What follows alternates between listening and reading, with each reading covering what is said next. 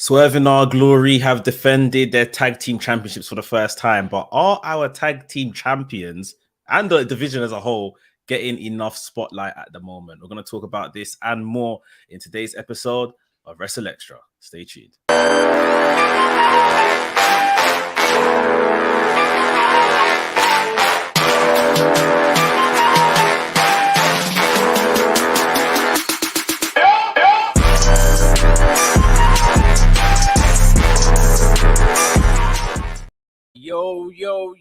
Yo, this is WrstlXtra. I'm your boy, A Dazzle, the Black Wrestling Advocate. Of course, always joined by my tag team partner, Mex, the WrestleManiac, if you will. Tag teams. We're a tag team. We're a decent tag team, I guess. I don't know how we'd fare in a ring. He'd probably be Montez Ford. I'd do the Angelo Dawkins stuff. Great Dawkins. But we're talking about tag teams, and in particular, AEW. Our AEW tag team champions, of course, are Swerve in Our Glory, also known as Swerve Strickland and Keith Lee. They defended their tag team championships for the first time just this past week on Rampage against Private Party. It was nice to see 5 black men in an AEW ring all at the same time. That's including the referee. But yeah, the question we're asking is, are we getting enough tag team wrestling in AEW? And very specifically, are Swerve in Our Glory getting enough shine as tag team champions? Mex, I'm going to throw this to you just to kind of give us a little bit of a synopsis as to what's happened with this team since they've actually won the championships. How has it gone? When and how have they appeared? And of course, this is their first tag team championship defense. How is it working? Well, they became champions on the 13th of July, right? And last weekend, Rampage, they defended the titles for the first time, which is about a month later. So I don't think like that's the end of the world, that, you know, the distance between when they won it and their first defense. I think more of the issue is 2 weeks after they won the championships, the trios title was announced. And this is the trios title that's been rumored for ages. So everyone's kind of been excited and looking forward to it. Whether you have or you haven't, it's been talked about more so than the tag team championship. And it has just basically made the tag team championship fall to the almost a secondary belt, where you would imagine in most cases the tag team championship of that division is usually the primary belt. And then a trios title and junior trios and however other ones you want to do all follow. So, and of course, spearheaded with the trios title comes the story of the Elite. It comes the story of Undisputed Elite. It comes the story of Kenny Omega's return. So these are all, you know, characteristics that have played into this tag team division not being as prominent as it should be. I mean, I'm looking at Keith Lee, for instance. Like I said, 13th of July is when the title was won. They had a street fight on the 15th of August, and then they had the defense on the 17th of August. So, and it has to be said that the 2 matches they have had since the winning the title have both been on Rampage. They've won the title on Dynamite, but they haven't had another wrestling match on Dynamite. They have been on Rampage. Yes, some will argue Rampage is TV, but we all know it's not premium TV that, you know, AEW really want us to watch. You know, it's their secondary product or whatever the case is.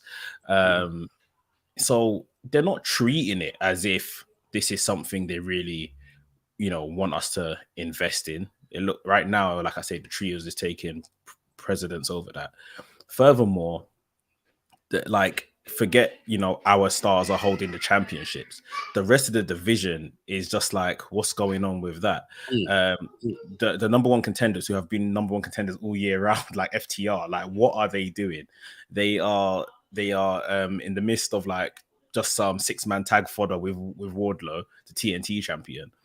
It's like I understand. I know they've probably dragged some tag teams into this trios division, but there are still tag teams.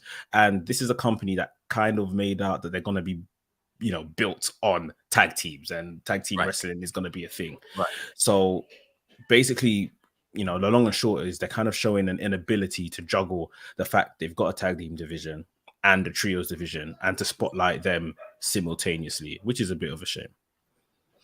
It's a crazy one because I think ever since possibly maybe straight away, but definitely about halfway through Jurassic Express's tag team championship run, things kind of fell behind.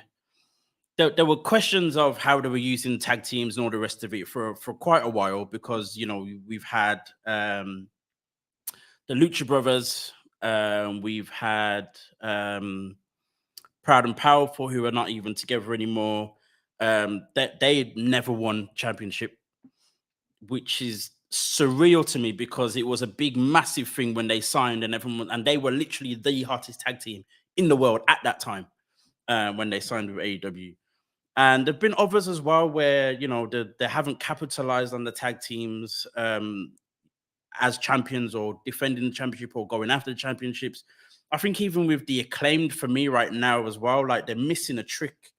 As much as they've had their little thing with the Gun Club and whatnot, I think they've missed the trick for a while now in kind of putting them in a very serious feud for that championship, whoever the champions have been over the last, definitely throughout 2022. Definitely. It would have been nice to see a real feud between them and the Bucks, maybe, even with them and Jurassic Express when they were still champions, all of that kind of stuff. So it almost, for me, I'll say this straight away, even when as soon as Swerve and Lee won it, it definitely felt for me kind of out of nowhere. And it definitely felt as though this championship wasn't going to be anything special. Yeah. Or it was going to be, pushed back or whatever it is. And that's not to, that's nothing on Swerve and Lee. But again, it came from nothing.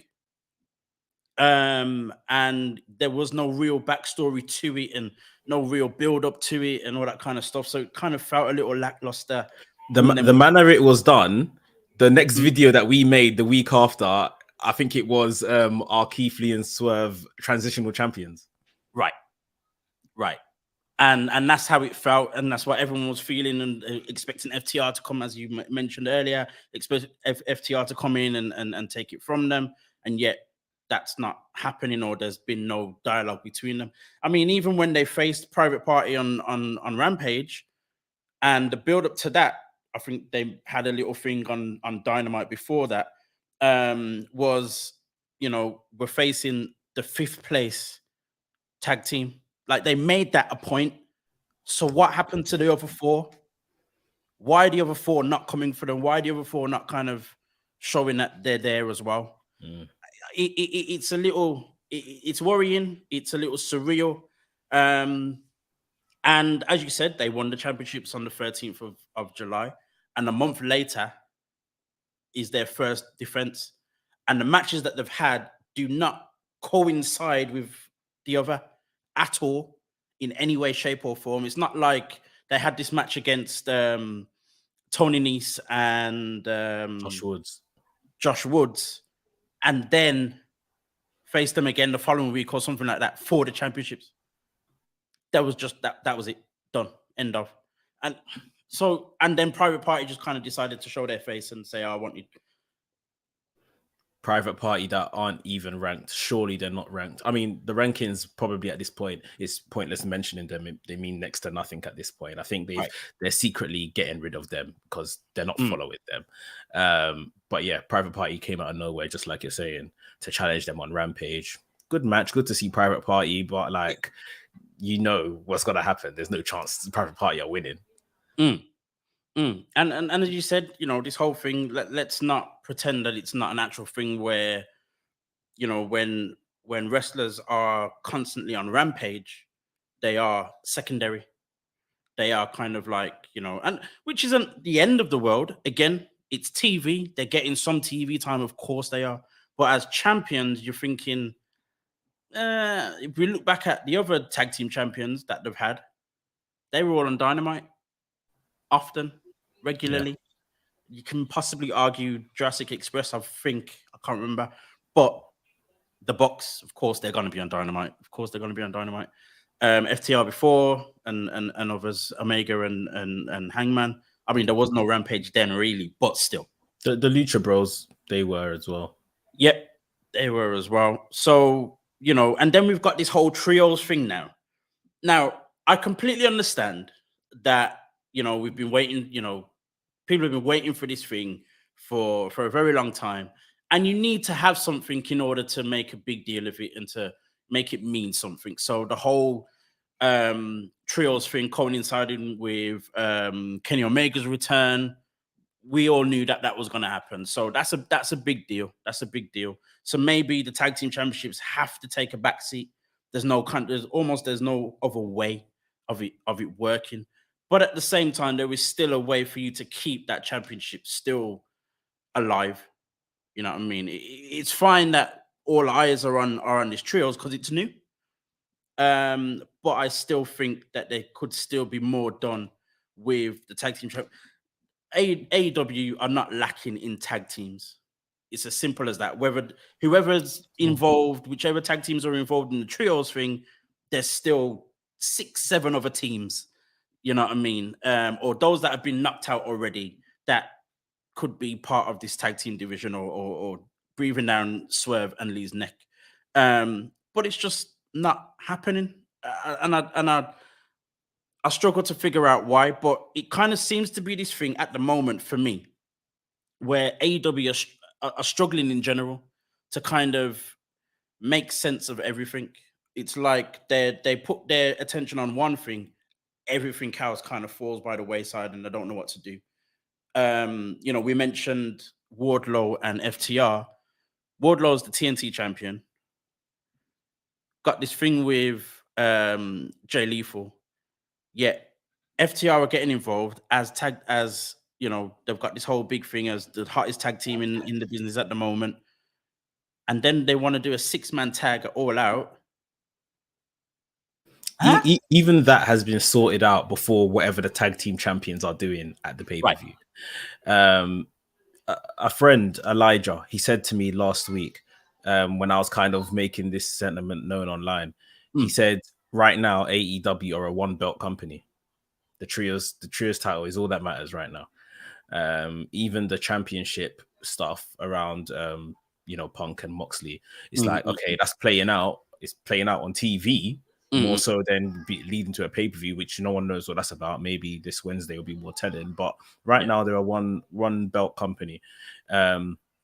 But yeah, like I say, it's right now it's kind of fallen on our current tag team champions, which happen to be black. That's why we're discussing it.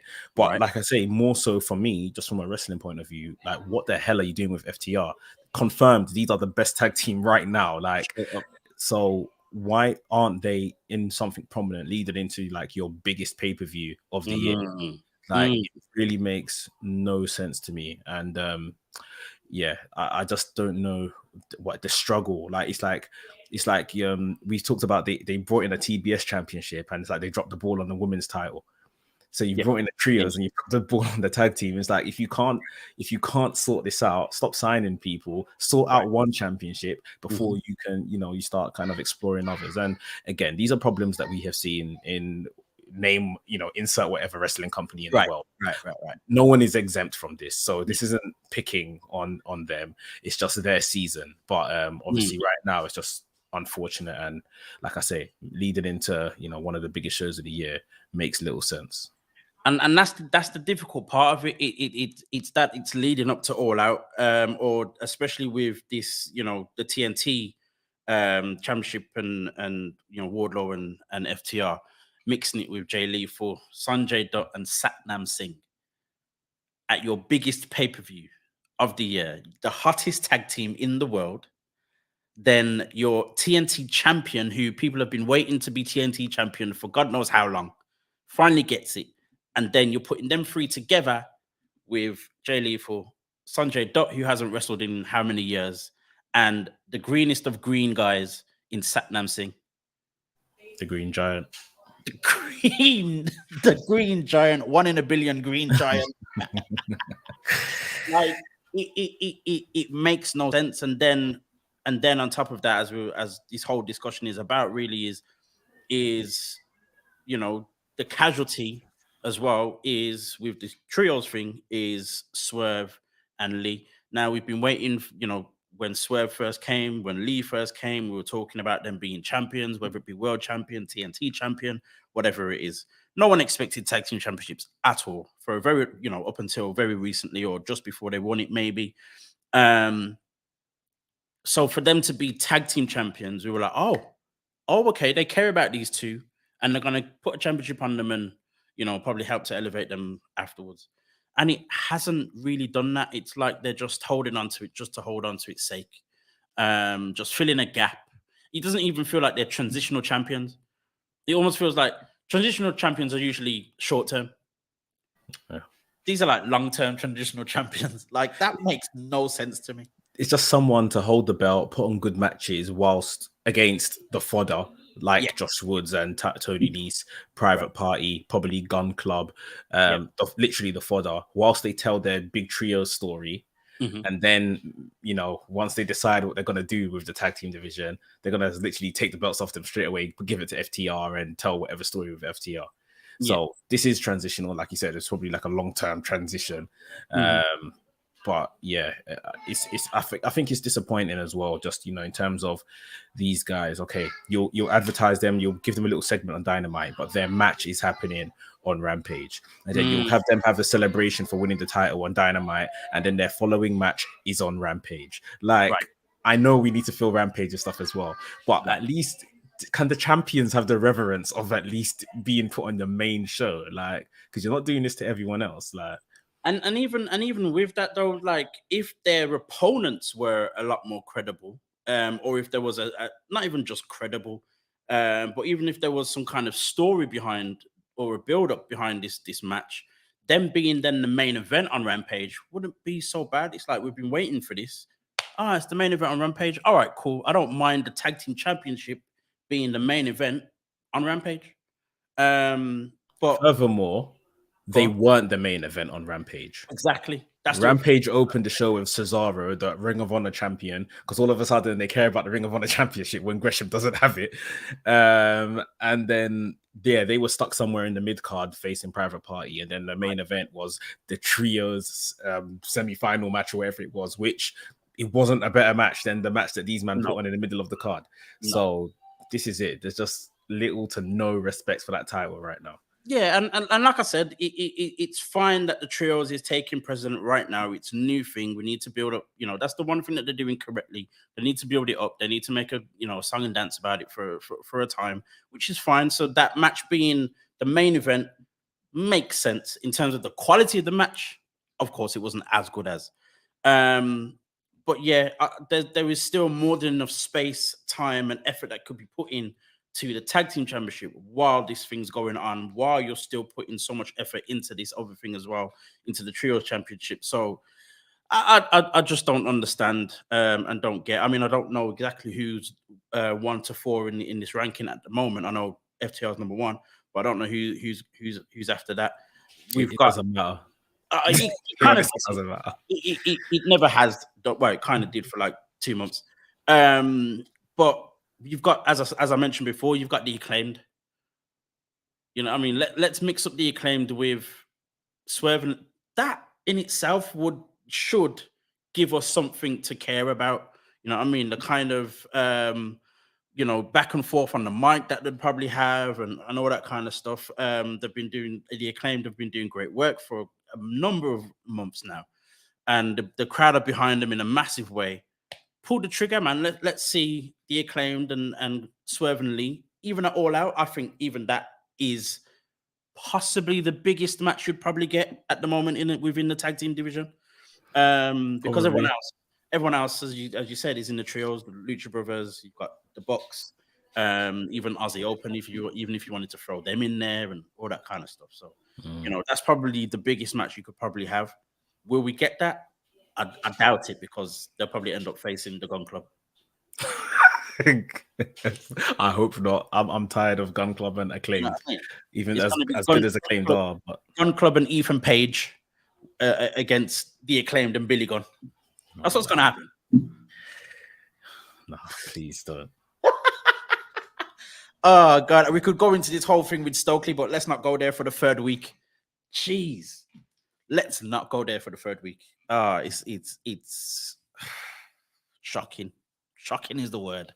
I just don't get any of that at all. I hope that we get some kind of answer somehow, some way, very, very soon with all of this, because it's just not making. He approached someone else the other day, didn't he? Who was it?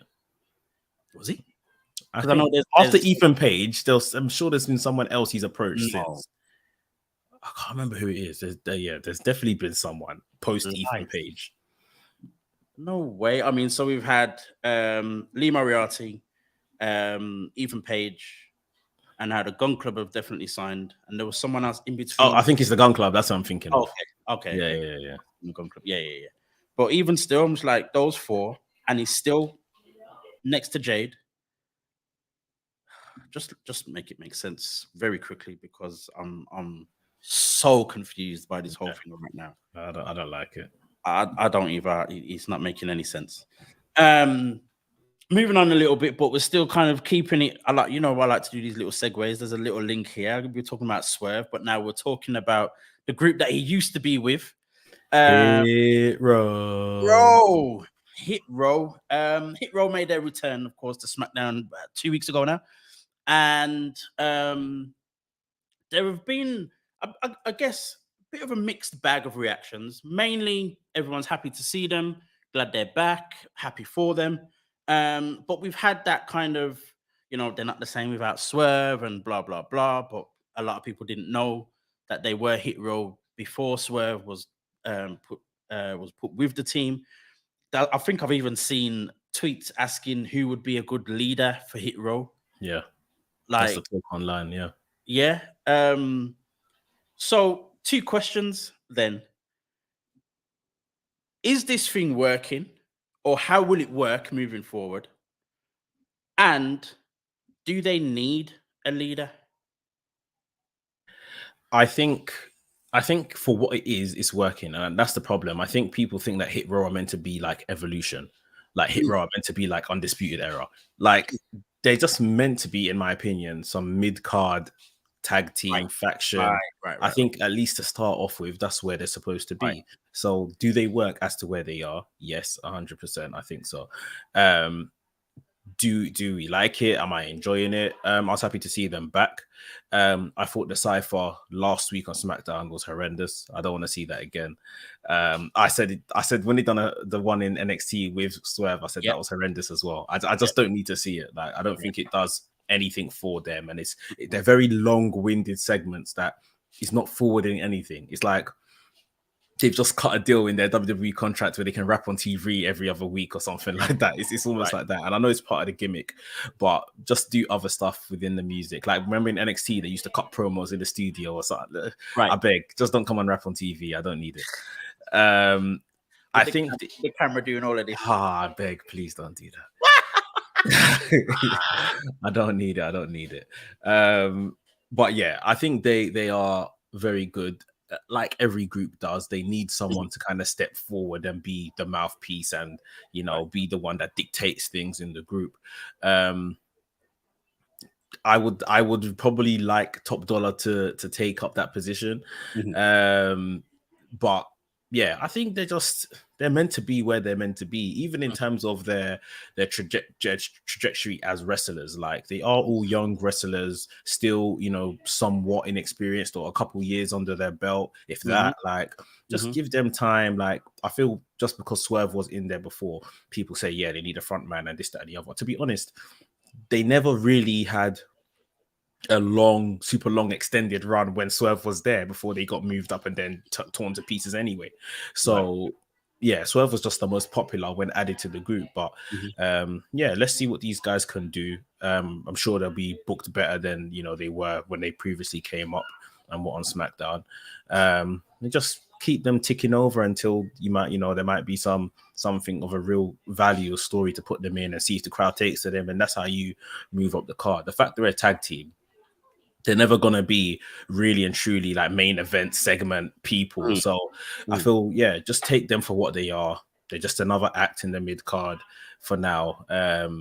Let them settle. It's only been 2 weeks, but yeah, I would say first week was good. The second week it started good. They came out. I think they cleared the ring, and then when they got into the cipher, that's when I was like watching. I was just like, okay, is this gonna end now? Okay, it's still going. It's still going. It's still going.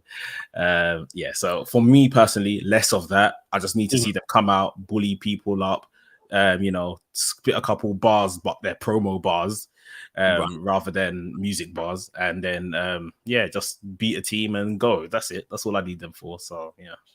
And this is the thing, man. I mean, we've seen it work with Max Caster. He comes out and he does very specific bars towards his opponents that he's about to face literally within seconds. And it keeps the anticipation up for what he's about to do. Whereas if we get this thing with Hit Row kind of just doing their theme song, like our truth, like why? You know what I mean? It doesn't really make much sense. And yeah, for me, all of that whole thing, when they rapped after clearing the ring of maximum male models, it destroyed what they just did with that group, who are also as well trying to find their feet. So it's nice to see two groups trying to find their feet and mixing it up, and that's their little story. That's their mid to lower card story that I like to see. It's not about just the guys at the top who get stories. This is fine, but then when you're then doing this cipher thing afterwards, it diminishes what you've just done. You forget about what they've just done, and your whole thing is criticizing this whole cipher and the lyrics and the camera movement, which was giving me seasickness, and all of that. And it's just like, why? What's the purpose of it? What does it achieve for anyone? For both them and us as the consumer as well. It just doesn't make any sense. What was nice, I guess, was to see Maxine Dupree kind of enjoying it when she wasn't supposed to. So that kind of gives us, okay, is there going to be a story developing from this? And what's that going to be? That was nice. That was fine. But yeah, I don't want to see them just rapping the lyrics of their entrance music. Yeah. 7 minutes and what's coming next and whatever else. As you said, before, we were in NXT, we were getting little promos, and then being very specific towards their opponent or the scenario that they were in. And let's do that. That's fine. That's how we make this rap gimmick work. As cheesy as it feels whenever any kind of rap gimmick is a part of any type of wrestling. You can make, as we said, Max Caster, he's made it his own. He's made it work. He, every time we hear that, even JR's getting happy now when he sees Max Caster with his listen. When JR done that the other day, I nearly peed myself, honestly. Like, oh my God. But that's what I'm saying. Like, that it works when the commentators, and especially someone of that legendary status that, experience all the rest of it, gets involved as well. And everyone gets involved. Whereas with this Hit Row thing, I'm sure, some of the crowd would get involved if they know the, know the lyrics or something, just as they used to do with R-Truth, with the WhatsApp and blah, blah, blah. But eventually it will get to a point where you're like, this again. I don't want that for them. You know what I mean? I don't want that for them at all. And as you said, going back to the point also that you made about the front man or a front man or someone else coming in as a leader, we don't need. Top Dollar's got more than enough charisma, presence, and enough mic skills as well to be that mouthpiece or the front runner. So we don't need a fourth guy or another person coming in to do any of that. And as you said as well, like they're in that place where they need to be. Give us the little feud between them and Maximum Male Models. It gives Marseille and Mansour or Monsoir. Sorry, excuse me, Monsoir. Monsoir. Sorry. Something to do as well. It gives them something to do. It gives them, instead of as well with them actually, instead of just coming out and just doing really creepy poses, cringe creepy poses, they've got wrestling to do as well. So hopefully we may see a tag team match between them, whether this be on Friday on SmackDown. If there's anything to add to Hit Row, in my opinion, they may be better off adding another woman. Someone that maybe the likes of B-Fab can do tag matches with, that will help her experience as well. And then within one faction, you just have 2 tag teams. I don't think we've seen much of that before. A women's tag team and a men's tag team. They can aspire to be tag team champions at the same time. Like, that's something different. Like, because, yeah, I mean, if we're completely honest with ourselves, whilst they're all still learning, no one, you could say, is really ready for like any type of solo push within them. So, yeah, if you want to add someone, doesn't have to be a leader per se, add a tag team, another woman, someone that B-Fab could vibe with. And yeah, I think that something like that could work pretty well. Imagine it being Maxine Dupree. On a side note, I'm hoping Max Dupree isn't, chained to this whole manager thing as well, because he's got too much talent to be doing this manager thing. No. Yeah, like I don't know how they're gonna break him out of that, but like yeah, I don't mind him in a manager's role because I don't necessarily find his wrestling style particularly interesting, so I don't mind him in that role. But it's who he's managing has a shelf life. If he was managing someone that was really good, then yeah, I can see the pair of them on TV every week. I'd love it. But with Mansoir and Marseille, like it's like, oh, this ain't gonna go anywhere. So then what you're gonna do with him afterwards? Right. It's a crazy one, but we'll see how it works out. In terms of people going somewhere, we saw Carmelo Hayes defend and retain his NXT North American Championship against Giovanni Vinci, which was a good match. It's a very good match. Vinci is absolutely amazing. He's actually one of my favorites. Just in terms of the way he is, his whole style, everything. I think is amazing. I'm not sure about the whole Vinci gimmick. The pose and making it work, but it's that entrance, that whole stills and anyway. Icon is brilliant though. He's brilliant. He's absolutely amazing. Been amazing for a very, very long time. So that was at Heatwave. But then we kind of ask this question every time Carmelo Hayes wins, I guess, actually. But what's next? Who's next? Because it's hard to kind of... Solo Sikoa's kind of busy with that tall guy. I can't remember his name. Von Wagner. But he's injured right now. Solo Sikoa's out for 6 weeks. Oh, wow. Okay, so you've got that there. He's already gone past through Grayson Waller, gone through To the Moon. What's his name? Cameron Grimes, Nathan Fraser the other week. Wesley's probably a little bit premature, but I see that as a possibility.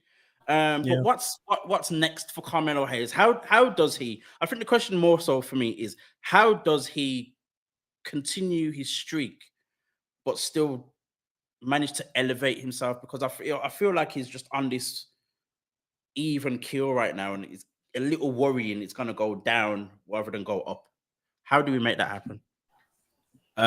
This is the question I asked myself after I watched Heatwave. I said, yeah, like he's got to lose it to Eichner, to Vinci, because Vinci's brilliant. He can be a fantastic North American champion, and this is a way to move Carmelo Hayes. You know, they said they got an upcoming draft in September, so this could be a good way to start freeing him up.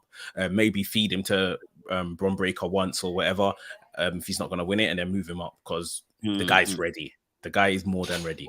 I looked at the situation, and when he retained, I was somewhat frustrated. I thought, now what? Literally, I said, now what? What's he gonna do? Like, I'm happy that the dominance, but that he's literally been through people, and there isn't like that queue of mid carders is more or less coming to an end, like you mentioned, and maybe the odds still 1 or 2 people he could take on, but generally it's coming to an end. So I just thought to myself, I looked at it, and I just came up with the only thing that really makes sense to me is that they're probably waiting for Trick Williams to develop a bit further. Maybe when Trick Williams is maybe somewhat ready, then they pull the trigger on him losing that or NXT championship or straight to the main roster, so that Trick Williams is also ready for that. Like I can't imagine like what else they're doing with Carmelo Hayes down in NXT. Like obviously we got some NXT UK guys that may start filtering in, and we might start seeing him challenge some of them, but the guy is that it is the A championship. Like as great as Bron Breakker has been as well, in terms of just an all-round package, Carmelo Hayes has it. Oh yeah, all day long. And this is another reason why I asked the question about the North American Championship, because I feel as though the NXT Championship has already taken that step down, or not a back seat. That was in my head, but yeah, it's just not working. Bron Breakker's at this place where he's just not doing anything, and as much as it's just not doing anything as exciting. Like you've got a man that's running around with the mid-card title saying that this is the A championship, and he's putting on matches and segments that prove that this one needs to be watched. This is pretty much like when Miz was Intercontinental Champion in 2016, and obviously Brock Lesnar I think had the world title and he wasn't on TV at all, and he was walking around saying everyone the Intercontinental title is the title you need, like, and he made it feel important. And this is exactly what he's doing, apart from the champions actually on the show every week, but he still feels more important. I think it's very similar for me when he was when Shawn Michaels was the Intercontinental Champion way back in the day, and that was like, that was the championship everybody wanted, and especially because it was a white strap as well. That was the championship everybody wanted, and I think that's what we've got with Carmelo Hayes. But again, we're at this point where we're kind of like, right, but what's next? Who's next? How do we keep the presidents of this title up there as well? And I don't know what that is, but yeah, I think it's time for him to lose it. Either move to the NXT Championship or move to the main roster. And I just need him to. I actually want him to lose. As you said, when he retained, it was actually a little bit disappointing, because you're like, okay, but I wouldn't go as far as say I want him to lose. I was happy for him to lose to Eichner, to Vinci. Like if he lost to like some of these other guys, like I thought I'd probably be quite yeah. But because it was a Vinci, I thought, all right, this guy is someone that in terms of match quality can keep up, if not surpass Carmelo Hayes and carry this championship well. And obviously this whole gimmick of this whole model thing or whatever is kind of prestigious as well. So he'll fit the bill. Yeah, there's only a small, like Solo Sikoa is probably my primary person I'd want him to lose it to, followed by Eichner. Anyone else, I probably think is not ready yet. They probably need to still have some work done. But yeah, man, it's looking like what's next for him. We'll see on NXT tonight if there's anything that they start putting in the pipeline for him. But he does look like he's above this. We're getting this Worlds Collide thing with NXT UK. We saw Tyler Bate come face to face with Bron Breakker, NXT UK champion and the NXT champion. Who is the guy for Carmelo from NXT UK? With all due respect, I'm not even sure 100% who's left. Who's the current Heritage champion? Sorry? Is it still Noam Dar? No, it was Mark Coffey, which but he came up with Gallus, isn't it? He's going to do some tag team stuff. So I guess it's not going to be him to necessarily challenge Carmelo Hayes. And yeah, like I said, I'm really not sure who's left at this point that they've kept on, sort of thing. I mean, whoever he's going to face in Worlds Collide, they're not gonna win. I don't think they're gonna win. No. Like, so yeah. I mean, I'm sure it won't be titles on the line. It'll be very, very Survivor Series type, where it'll just be champion versus champion, possibly. I'm guessing that's what it will be. I think they're waiting for Sikoa. because even with Eichner challenging next and stuff, they're still telling the story of Sikoa keeps saying I'm next, and he hasn't had his one-on-one chance with Carmelo Hayes. No. So maybe that's the guy that's going to beat Hayes for the championship whenever he's ready. Cool. Just to say real quickly, actually, you mentioned Mark Coffey is the Heritage Champion, and he might be mixed up with tag team stuff, but you've still got his brother and Wolfgang. Yeah, that's true. They were the ones that were tag team champions, not Mark Coffey. So there's a possibility that would be a very it was Mark, when they were tag team champions. It was Mark and Wolfgang. Oh, yeah, my bad. Okay, but of course it's a Freebird thing. They can switch it up. Of course. But Mark Coffey versus Carmelo Hayes would be an amazing match. Yeah, that would be very good. That would be a very strong match. But we'll see what happens with that. So very recently, I say very recently, but literally yesterday, from the time that we're recording and doing the show, we've seen hints of some type of return. We've back in the WWE, we've had this whole thing with Triple H now at the helm, and so many people returning. The likes of Karrion Kross, Io Sky, Dakota Kai, Dexter Lumis has now shown his face, and of course Johnny Gargano made a return, kind of out of nowhere. Why? How? It didn't quite make sense, but everyone was excited about it. Let me just drop this here. Go for it. Petty AF, as they say. Yeah. AEW are in Cleveland this week. Right. They didn't want Cleveland's hometown boy to come out there. They said, let's wait till this week and bring him out.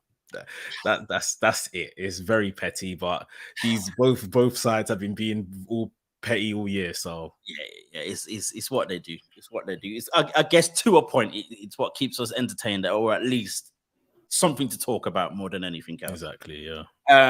So with all these returns, we've had other people kind of teasing us. We had this whole thing with Leo Rush. I can't stand the guy. We had this whole thing with Leo Rush teasing that he was going to come back when Raw was in his home state of DC. He never turned up. But we're continually asking who's going to come next, who's next, and we asked the question actually just last week, who would be what black wrestlers could come back and whatnot. And I say this after the show, I was like, oh my days, why did I not mention this guy? So I went to Twitter. The worst place you could have went. Was ready to have my to feel the brunt of the Twitter universe. Jeez, I don't know why, but I thought I'm not. Let's go. And I mentioned Velveteen Dream. Not Velveteen Dream. So the biggest reason why that's a controversial name to mention is because Velveteen Dream, about a year and a half ago now, was released from WWE, very much connected to allegations of him having indecent conversations with young boys. In this whole time from the allegation up until his release, there was a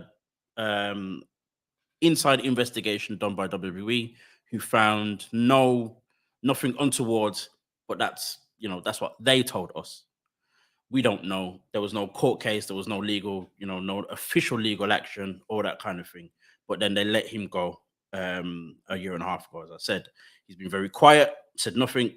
There was also talk of the accusers being part of some kind of group that were pranking and doing this and planned this whole thing to make him look bad and blah, blah, blah. All sorts of madness. Just, we don't know what's true, what's not. But after a year and a half, we saw yesterday that Velveteen Dream, real name Patrick Clark Jr., has resurfaced on social media,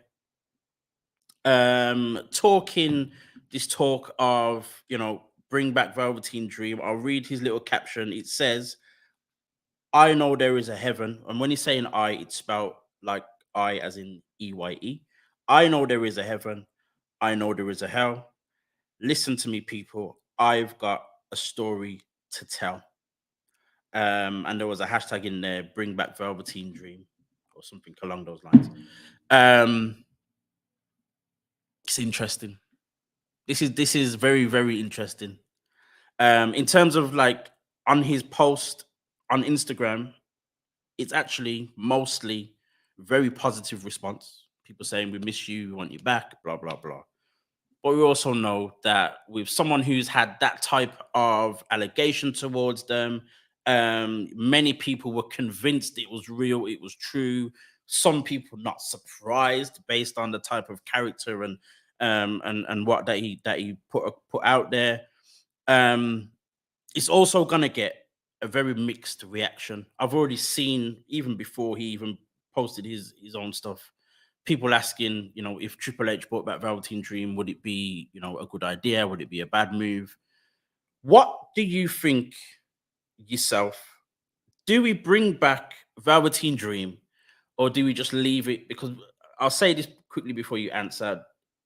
During his time, this guy was the most talked about wrestler on the planet, and everyone had the highest of hopes. Even the likes of John Cena and other great wrestlers will talk about this guy all the time, talk about how great he's going to be, and blah blah blah. Do we just throw it out the water because of these allegations and leave it be, or do we give? I'm gonna start a hashtag give Velveteen a chance. Do we bring back Velveteen Dream? You know what? It's a very difficult one because in one way, you can look at it, and WWE have done this in the past. They look at these stories and these allegations and they say, well, our investigation doesn't show anything, so everything continues. And to a degree, that's what they tried to do with Velveteen Dream, but it was just a crowd reception, crowd reaction. He won't let them tell their stories. He's a face and you're booing him. You turn into a heel and you start booing him for another reason outside of wrestling. Like, and ultimately, I think that's why they just had to let him go, just because it's just nothing. They've tried, and I think we'll be lying to say that Triple H and team backstage didn't try to actually keep him on beyond these allegations. The timing may have all been wrong. Austin Theory, if you remember, there was something around him, around that whole speaking out stuff. Austin Theory, I think when he returned, it was Thunderdome era. It was pandemic. There was no crowds to crucify him effectively. But Velveteen was just before then. And now, if he's to return, there's a crowd again. It's a very, very difficult ask. Maybe, like, if it's in terms of bringing him back, the character comes back as Patrick, and maybe, I don't know, tries to resist turning into this Velveteen Dream character. That might be the story. Maybe that's what he's trying to kind of, I've got a story to tell on Instagram. It's this evolution that is like an almost Bray Wyatt fiendish kind of thing, but nothing supernatural. I don't know. Should they do it? Like, listen, there's more than enough wrestlers out there. Like, you don't need to kind of dig into the roles of people that have had a chance and failed for whatever reason, this, that, and the other. Again, he was someone that, despite them liking him, they've said big character backstage, did rub people up the wrong way. So there's also that kind of personality that you're dealing with. I would love to see him back, personally. I'll put my neck out on the line and I'll say that I would love to see him back because he was a great character. And main roster is only going to make that character shine more. It's just, will that character be the same after these allegations? And if it's not, then I don't think it works. I don't think we need to see it, which is a shame because, like you said, he had the world at his feet. But, allegations are allegations. It doesn't prove anything. Yes, but I always stick by this. A rumor don't come out of nowhere. So there may be some element of truth to something there. Who knows? Whatever that is, it's how you make your bed, you lie in it, as they say. So Would like to see him back. I just not sure if the crowd will be as so forgiving. Yeah, very true, very true. I mean, even with these whole allegations and the stuff that we knew and or stuff that we were privy to in terms of like there was certain pictures, there were voice notes of him, saying certain things, and some of the things that he said weren't criminalizing at all, but it kind of added to the allegations that he was talking to some young boy, blah blah blah. But again, there was nothing. There was no charges pressed. There was nothing found apparently. So you kind of, we talk this talk of innocent until proven guilty, but yet we're still very, we still then choose who that works for and who it doesn't. If we kept the same energy, we'd be like, all right, cool, nothing found. All right, cool. Give him his job back. Let's go. What makes this even what then makes this harder again is the type of allegation it is. So you mentioned theory and the whole speaking out thing. And in society, whether right or wrong, in society, what happens is when there's an allegation between a man and a woman, we can brush that under the carpet if found innocent or no charges are pressed and blah blah blah. And if this guy seems to be decent, or whether that be decent person or decent at whatever his field of work or career is, we carry on. With Velveteen, it's very much more sensitive scenario, with it being an underage boy. One being underage, add then to the fact that it's a man and a boy, it just makes it very difficult to kind of look past. And as you said as well, there's no smoke without fire. There's no smoke without fire. Something somewhere has gone wrong. And on top of that, Velveteen had this whole very risky character. We didn't know whether he was heterosexual, bisexual, homosexual, whatever. I had no idea what was going on. And he was very risky in how he was and all the rest of that. Was his whole character. That was the whole point of his character. So you add everything together, and you kind of get in this. All right, you can't hide this thing. So,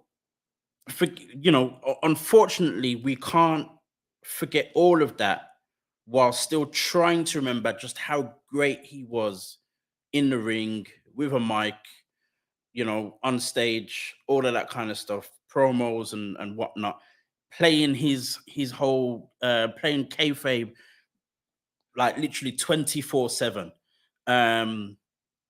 But then on top of that as well, backstage, apparently he wasn't the greatest guy to be around. Not a lot of things kind of work in his favor. There's more that works against him than for him when it comes to, any type of return. Triple H and WWE giving him a second chance. And if they do, he couldn't be just another guy with the type of momentum that he had at the time, especially in his peak. There was no way he could come in and just be another guy. He would have to be pushed. So then you've got to deal with that, and then him being pushed with then the crowd. It's all in all, for me, it wouldn't work.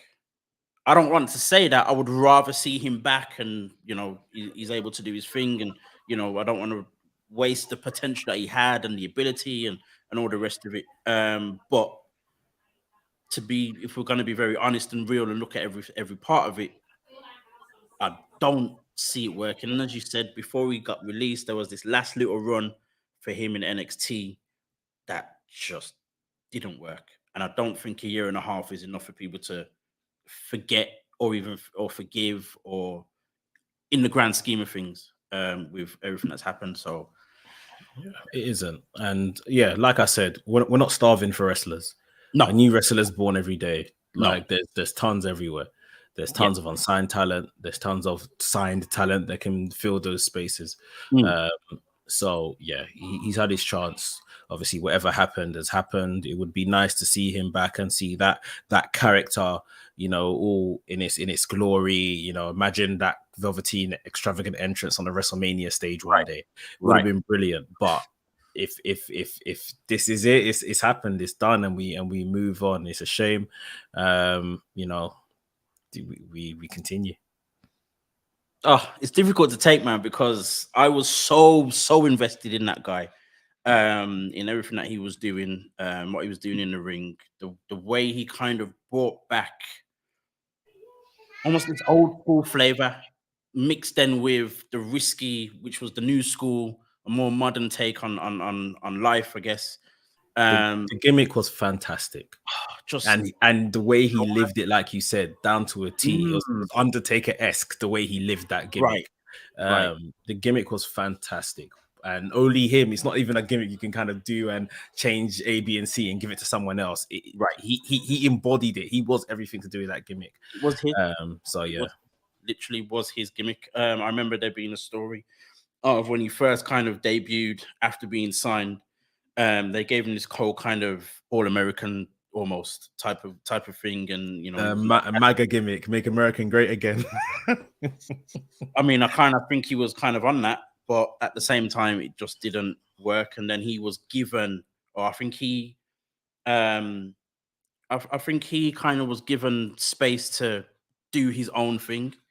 And because I think he pitched the idea, and they were like, "Oh, actually, let's see if this works," and it just blew up. We were just excited for it.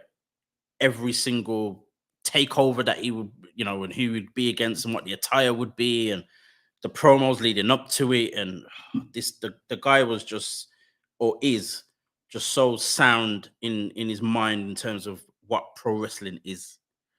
But to see that all kind of gone, it's difficult because you wouldn't. I don't think you could even bring him to a different promotion, whether that be AEW, whether that be Impact, whether that be some kind of indies.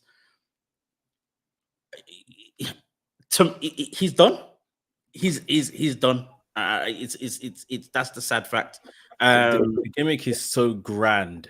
It Yeah. almost has to be WWE. It has He is, you know, like you can look at people and say like, okay, they're chameleon. He could work here, he could work there, blah blah blah. This guy's a WWE superstar, as they say. Like I couldn't see this anywhere else. Like this isn't made for the indies or anything like that. This is made for the grand stage. Like, and he was almost there. Yep. Yeah, very close. And then it all kind of fell to pieces. Whether that be true or not, it's unfortunate. Whether true, it's unfortunate that, you know, he found himself in made those types of decisions. If it's false, it's highly unfortunate that someone could do so much and put him in this place where he can't continue with his dream. That wasn't supposed to be upon, but you know, it's one of those things. It's just sad. It's going to be very interesting, you know, that we now see him back on social media. Is it going to be, you know, consistent? Is he going to just pop up every now and again? Is he going to disappear again? He used to kind of do this thing as well quite often, where he'd post and then delete everything that he had on his page and then show up again and whatnot. So, you know, who knows? This guy's mind doesn't work like others. So who knows what happens with this? It's gonna be very, very interesting. We shall see. We shall see. To end, we've got a couple of minutes left to end very quickly. We saw on AEW on Rampage, Jade Cargill and Athena kind of heating things up again with their little feud. Jade Cargill destroying Athena's wings, her little electric wings with a sledgehammer, very Triple H-esque. And then obviously hitting Athena with the same sledgehammer as well. Are we finally getting the proper feud and match eventually at All Out? Or are we going to get something between, kind of not making any sense, and then something else? I would imagine it's at All Out. To be honest, if I'm completely honest, like I'm not really invested in Athena winning, but just for the sake of something changing, let Athena win. Like, and let's just see where we go from there. Jade in a bit of a struggle trying to get it back might be interesting. So yeah, I think it's very similar with Jade to Carmelo, in the sense where they've been on this nice run, on this nice roll, but they need a change. So I'll be happy to see them lose their championships, but then meaning that it moves them on to something Move else. them up. Jade moves towards from the roster for the AEW Women's Championship, and then it's almost been insinuated and kind of confirmed as to what we probably all thought, that Chris Statlander, she's obviously got injured now, and they've been saying, you know, she was due for a big push if she didn't get injured, right? Probably to beat Jade. So yeah, they maybe need to reroute that now and do something else. And maybe Athena then is the one to take her place and take that championship off Jade. And then Jade becomes eventually AEW World Women's Champion. That would be nice. That would be very nice. That would be perfect. On that perfect note, that is our time. We've actually finished with on the hour. That's amazing. We haven't done that in a very long time. Guys, you have been watching WrstlXtra with your boy A Dazzle. That's me, the Black Wrestling Advocate, and of course my tag team partner Mex, the WrestleManiac. Follow this guy on WrestleManiac.uk on Instagram, WrestleManiac UK on Twitter, and of course you're watching on YouTube. So subscribe, click the notification button on the WrestleManiac UK YouTube channel. Not just this show, but all the other stuff. When Mex reacts to everything that happens in wrestling, even when people do the smallest of things to people doing the biggest of things, and he's got other shows as well. He doesn't stop. Also with that, of course, follow the Mandem Wrestling's YouTube channel as well and do the same thing. You can also follow me if you feel like it on Black Wrestling Alliance on Instagram and BWA Dazzle on Twitter, where I just talk just for talking's sake. And some people like it, some people don't. And drum up controversy. Yes, that's the best part of it. Guys, this has been our time. You've been watching on YouTube, and you are also listening on AffinityExtra.com. We will see you again next time. See you there, guys.